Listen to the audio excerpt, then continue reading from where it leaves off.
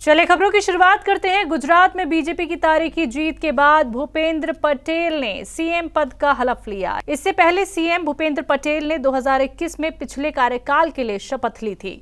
इसी के साथ गुजरात को 18वां वजीर आला मिला है। भूपेंद्र पटेल के हलफनामा तकरीब में वजीर आजम नरेंद्र मोदी, वजीर दिफा राजनाथ सिंह, वजीर दाखिला अमित शाह, बीजेपी सदर जेपी नड्डा समेत बीजेपी की सरकार वाली रियासतों के वजीर आला और मरकजी वजीर शामिल हुए। भूपेंद्र पटेल को गवर्नर आचार्य देवव्रत ने पद की शपथ दिलाई। गुजरात में आप विधायकों की बीजेपी ज्वाइन करने की अटकलों के बीच आप विधायक भूपत भयाड़ी ने बयान देते हुए ये कहा कि अभी मैं बीजेपी में नहीं जा रहा हूं, लोगों से पूछकर अपना निर्णय लूंगा। माननीय श्री नरेंद्र भाई, अमित भाई शाह साहब, मुख्यमंत्री श्री भूपेंद्र भाई पटेल साहब और प्रदेश अध्यक्ष श्री CR पाटिल साहब, ये सभी नेताओं को देख के गुजरात की जनता ने जो जनादेश दिया है, जो रिकॉर्ड है आज़ादी के बाद 75 सालों में, इतना जनादेश किसी भी पार्टी को नहीं मिला है। तो पूरे गुजरात का जो जनादेश है, मैं इनका इस जनादेश का सम्मान करता हूँ। मैं अपने विस्तार में अपने किसानों को, अपने सभी जनता को कैसे उपयोगी हो सकूं, इस दिशा में मुझे भी काम करना होगा।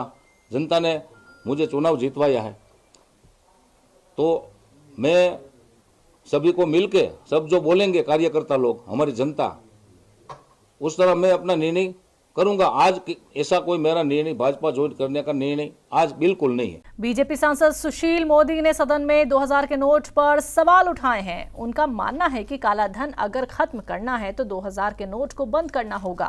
बाजार से गुलाबी रंग का जो 2000 रुपए का नोट है, उसका दर्शन दुर्लभ हो गया है। ATM से नहीं निकल रहा है। अफवाह है कि अब यह लीगल टेंडर नहीं रहा। सरकार को इसके बारे में स्थिति स्पष्ट करनी चाहिए। सती महोदय, जब नोटबंदी हुई थी, उस समय 500 और 1000 के नोट को तेजी से बदलने के लिए, रीमॉनिटाइज करने के लिए 2000 के नोट के प्रचलन को प्रारंभ किया गया था। पिछले 3 वर्षों से RBI ने इसकी प्रिंटिंग बंद कर दी है और बड़ी संख्या में नकली नोट 2000 के और जब्त किए जा रहे हैं। सती महोदय, बड़े पैमाने पर लोगों ने 2000 के नोट की होर्डिंग कर रखी है और कि यह केवल अवैध व्यापार में इसका इस्तेमाल हो रहा है।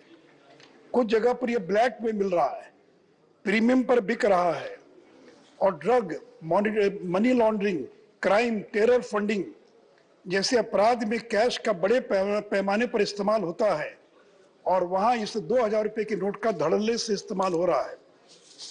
सती महोदय, दुनिया की जितनी एडवांस्ड इकोनॉमीज हैं, अमेरिका में देखें तो अधिकतम 100 रुपए का डॉलर है, 1000 का डॉलर नहीं है। चाइना में 100 का युआन है, कनाडा में भी 100 है, ऑस्ट्रेलिया में भी 100 है। यूरोपियन यूनियन में अधिकतम जो अधिकतम डिनोमिनेशन वो 200 का है। केवल पाकिस्तान, श्रीलंका जैसे देशों के अंदर 5000 के नोट है। इंडोनेशिया में तो 1 लाख रुपए तक के भी नोट है। और यूरोपियन सेंट्रल बैंक ने 2018 में 500 के यूरो के नोट के प्रचलन को बंद कर दिया था। सिंगापुर ने 10,000 के नोट को 2010 में विड्रॉ कर लिया था। तो सती महोदय, जब 1000 का नोट बंद हो गया तो 2000 के नोट के प्रचलन का कोई औचित्य नहीं है। और अब तो सरकार डिजिटल ट्रांजैक्शन को भी बढ़ावा दे रही है। इसलिए मेरा सरकार से आग्रह है कि फेज्ड मैनर में 2000 के नोट को ग्रेजुअली और विड्रॉ कर लिया जाना चाहिए। जनता को मौका दिया जाना चाहिए 1-2 साल का, कि जिनके पास भी वैध तरीके से 2000 का नोट है, उस नोट को वो एक्सचेंज कर सकते हैं और एक निश्चित समय सीमा के बाद जो है उस नोट के प्रचलन की आवश्यकता नहीं पड़नी चाहिए। क्योंकि 2000 का नोट यानी ब्लैक मनी, 2000 का नोट मतलब होर्डिंग। इसे अगर ब्लैक मनी को बंद करना है तो 2000 के नोट को बंद करना। आम आदमी पार्टी के राज्यसभा सांसद संजय सिंह ने ईडी और सीबीआई की कार्रवाई को लेकर संसद में मरकज की बीजेपी सरकार पर निशाना साधा। क्या कुछ कहा उन्होंने, आइए आपको सुनवाते हैं। मान्यवर, पिछले कुछ वर्षों में जिस तरह से जांच एजेंसियों का दुरुपयोग विपक्ष के नेताओं के खिलाफ हुआ है, इससे ये साफ लगता है कि इनको शुरू कर दिया। ये सरकार का चरित्र है। बाहर भी नहीं बोलने देते, यहाँ भी नहीं बोलने देते आप लोग। ऑनरेबल मेंबर सर प्लीज मान्यवर, have your say. No one should be on the chair मान्यवर, एक्सेप्ट द वन स्पीकिंग। मान्यवर, ईडी का इस्तेमाल करके पिछले 8 वर्षों में 3000 छापे विपक्ष के नेताओं पे मारे गए और मात्र 23 लोगों को ईडी कन्विक्ट कर पाई, मात्र 0.5%। 0.5%। सर मैं सर ये बिल्कुल ठीक बात नहीं है sir. Sir honourable members, one of the members is on legs. Honourable members please take मैं ये कह रहा हूं सर, प्लीज ये ईडी फर्स्ट 20,000 करोड़ का घोटाला करने वाले नीरव मोदी के खिलाफ क्यों चुप रहती है? Take your seat. ये ED 10,000 crore. Just make your point. उनको आपने अलाउ किया, मुझे ना अलाउ करें, मैं वैसे ही बोलूंगा, बगैर पेपर के बोलूंगा। अब इसी में अगर no point in zero. Sir यहां इस सदन में प्रियंका चतुर्वेदी जी मौजूद हैं। उनके जवाब में सरकार ने यह बताया कि 3000 छापे ईडी के द्वारा मारे गए और मात्र 23 लोगों को कन्विक्ट किया गया।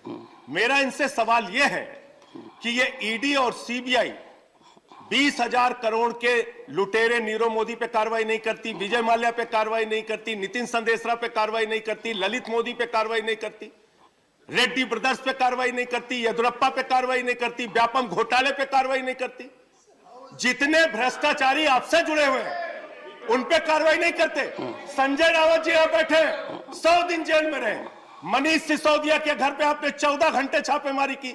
सत्येंद्र जैन को आपने जेल में रखा है। अरविंद केजरीवाल पे छापे मारते हैं, सारे मंत्रियों पे छापे मारते हैं। बंद करके सबको जेल में डाल दीजिए।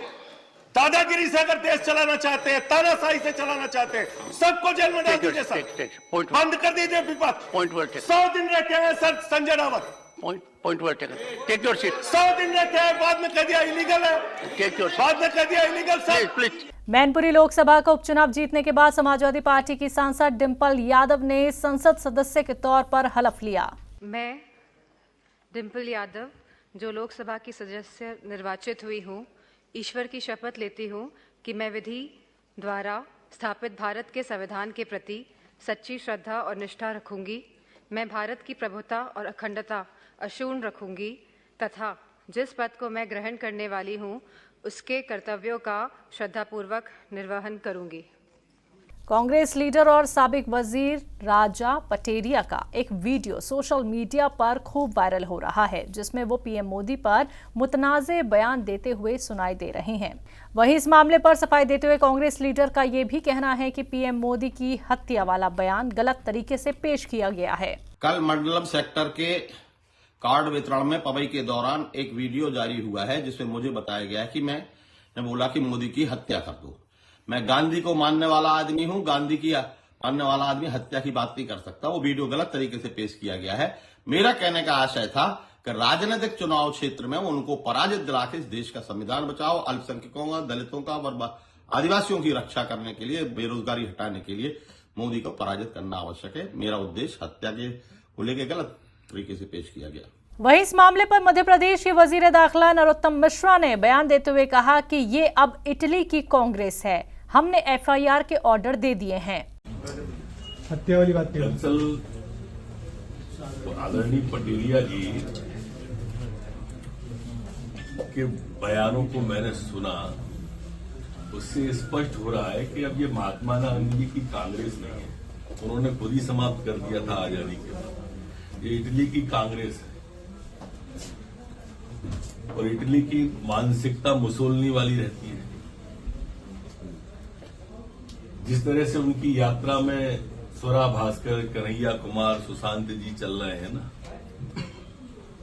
उससे भी स्पष्ट हो जाता है माननीय प्रधानमंत्री जी के खिलाफ इस बेहद आपत्तिजनक बयान जो माननीय पटेरिया जी ने किया है, मैं तत्काल एफआईआर कराने का एसपी को निर्देश दे रहा हूं।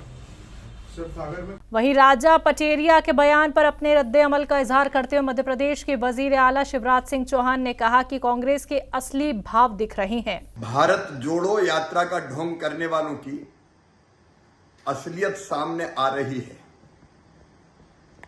माननीय मोदी जी जनता के दिलों में बसते हैं, संपूर्ण देश की श्रद्धा और आस्था के केंद्र हैं।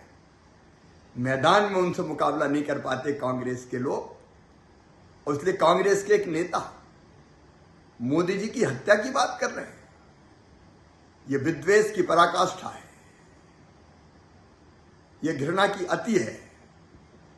कांग्रेस के असली भाव प्रकट हो रहे हैं, लेकिन ऐसी चीजों को सहन नहीं किया जाएगा। एफआईआर की जा रही है और कानून अपना काम करेगा। बात अगली खबर की। बॉम्बे हाईकोर्ट ने महाराष्ट्र के साबिक वजीर दाखिला और एनसीपी नेता अनिल देशमुख को बदउनवानी के एक मामले में जमानत दे दी है। इस मामले की जांच सीबीआई कर रही है। हालांकि देशमुख जेल से बाहर नहीं निकल सकेंगे, क्योंकि कोर्ट ने सीबीआई के जरिए हाईकोर्ट में इसे चुनौती देने के लिए समय मांगे जाने के बाद ऑर्डर को 10 दिन तक होल्ड पर रखा है। जमानत मिलने के महज 10 मिनट बाद ही बॉम्बे हाईकोर्ट ने अपना फैसला बदल लिया। साबिक मरकजी वजीर और बीजेपी के कौमी तर्जुमान सैयद शाहनवाज हुसैन अपनी यौम पैदाइश मना रहे हैं। इस मौके पर सियासत से जुड़े कई लीडरान और उनके चाहने वालों ने उन्हें दिली मुबारकबाद पेश की। शाहनवाज हुसैन की गिनती कद्दावर नेताओं में की जाती है। सैयद शाहनवाज हुसैन को सियासत के शुरुआती दिनों में अटल बिहारी वाजपेयी की सरकार में कैबिनेट वजीर के तौर पर काम करने का मौका मिला। उस वक्त से वो सियासत में एक सितारा बनकर उभरे। बिहार सरकार में जब उन्हें इंडस्ट्री डिपार्टमेंट का जिम्मा सौंपा गया तो उन्होंने बिहार में इंडस्ट्रियलाइजेशन को बुलंदियों तक पहुंचाने में अपनी पूरी ताकत झोंक दी।